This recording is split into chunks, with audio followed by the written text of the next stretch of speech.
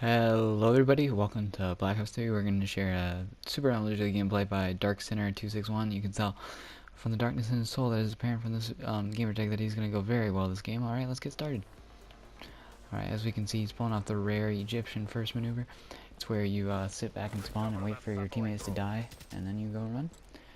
We can see he's running the one of the running shotguns in this game. One of the more beginner ones. He is not very good at the game, and by that I mean he's the best. He's just not very skilled yet. Oh, he's just a boy. He was going in with the fucking. Alright, let's try this again. He goes right. He goes. Oh no, he's actually going middle. Come on, what is he doing? What is he doing? It's a mystery. Come on. He's going left. He's following a teammate. He's running into a wall now. I've never seen a maneuver like that before. So if you pay attention to this player on the MLG circuit like I do, then you'd know this is usual. Oh, he goes for ball, but he fails. If you knew this player like I did, you'd know that was textbook Dark Skinner 261, and you'd know exactly what he's gonna do next, which is going to be get killed, because that's his strategy. It turns out if you feed the enemy enough kills, then they start to believe that you're weak, and then you can get the advantage on them. Here he strategically misses every shot against this character. For some reason the other character, or the other guy, threw it instead when he could have just carried it in. But you know, I don't judge. Dark skin, he was about to pick up a kill on mid, but then he gets shot down. But then again, this is just textbook Dark Sinner 261. He tries his best to seem as bad as possible so that the enemy is lulled into a false sense of security and just gets stomped at the end. As you can see, at the end of the game here, he really comes back and shows us how to play the game. He's down 3-0, but, you know, chump change, man, chump change. You know, he continues. He runs down mid, he gets stunned and he doesn't know what to do, and he just gets smacked in the back with a machine gun. Alright, let's try that again, he says. So he runs again at a wall, the rare Egyptian first maneuver, as we've discussed before. Textbook Dark Sinner 261. You guys really need to follow this gentleman more on the MLG circuit. His strategies really lull the enemy into a false sense of security, which lets them strike at the end of the game and pull through the victory. You can see here he rushes mid, not pausing to make sure there's no one to his side, because if he did that, then he would lose precious time in which to get shot down. He makes sure he picks up the kill on Rogue Delta 97, and then he misses 17 shots. But again, his entire strategy is derived around missing shots.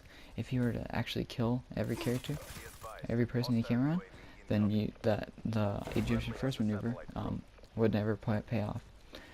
Again, this man's on the MLG circuit for uplink on random on TVM. As we can see, he's going 2-10 so far. He's kind of like my KD when I first started playing Modern Warfare 2 when I was in 7th grade. But you know, it's gameplays like these that may really make me want to play. That really make me passionate about this game. Knowing that there's people who put so much time, so much effort, and so much skill into this game really makes me passionate. He picks up a kill on right pick. He almost picks up the second kill, but instead he just gets a hit mark and gets gunned down. Anyway, he rushes, he fakes out like he's going to rush right, because he's good at these fake out maneuvers, and instead he rushes to left. He misses the shotgun and actually connects on the second one. Picks up the ball, he goes for the uplink, throws it off the map. Can't say I would have done the same maneuver. I probably would have tried to run it in and just smacked anyone I saw with it, but you know, I'm not the MLG player here. I'm not going to MLG Anaheim this year, and he sure is. Now, he pulled through, and instead of going 2-10, he's now 5-12, to really prove to you that he's pure skill at this game. We're only about halfway through the game, but Dark Sinner quickly shows us just how good he is at this game.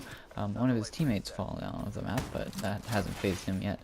He gets shot yet again, because, again, that's his primary skill, is getting shot.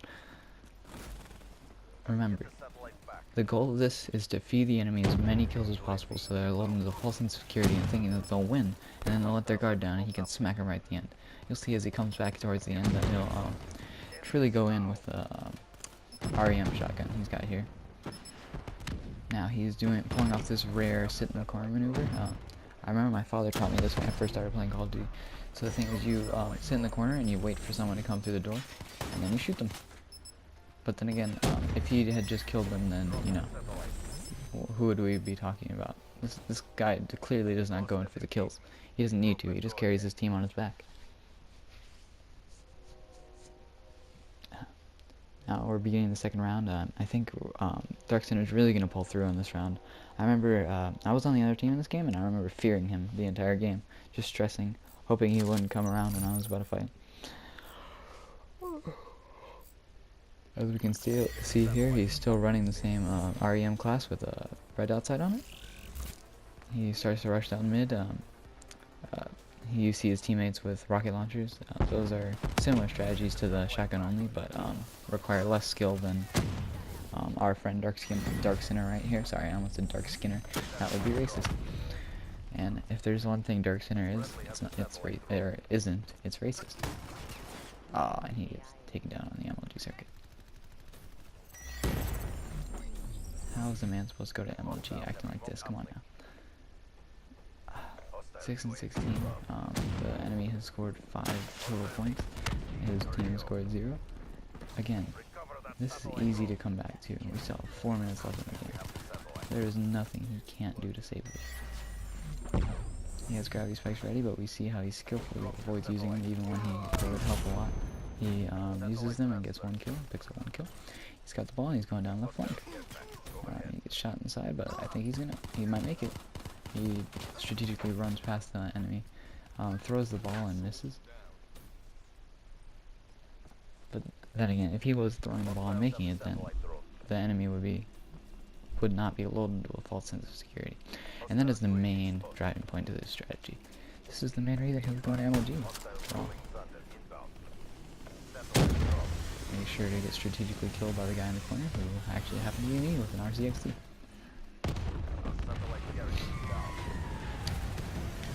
I remember the terror as I saw him walking in, as I pulled up with my RCXD.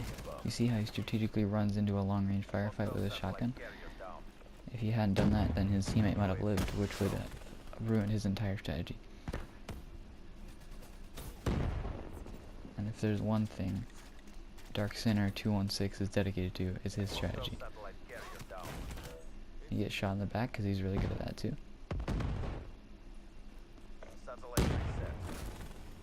This is truly textbook Dark Sinner 216. Alright, well, he gets ka-thunk-a-thunked in the back of the head with a fucking brass knuckles, but that's common for this kind of gameplay. He goes in to protect his teammate on a long-range gunfight lane, which would not help at all, but, you know, it's the thought that counts. And Dark Sinner is all about the thoughts.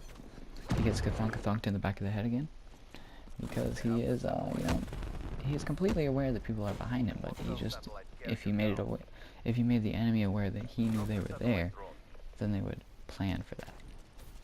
If they planned for that, his strategy would truly be ended. You see how he strategically grabs the ball with a teammate with an enemy right in front of him shooting at him. I often use the same strategy myself.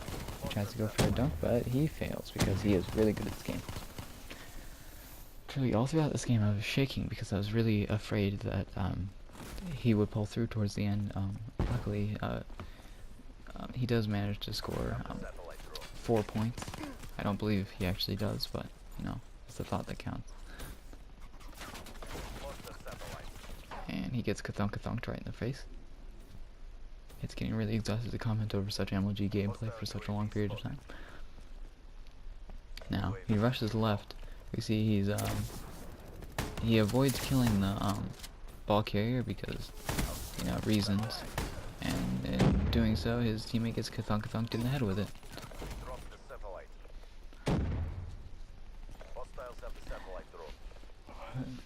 And at this point, since this is where his MLG skills start to kick in, I think I'm just going to start rubbing my nipples instead of commentating, because this just really gets me going. Seeing such a skilled player on the MLG circuit just really... 7 and 28, I have never experienced such an MLG gameplay before in my life. Oh yes. Oh yes.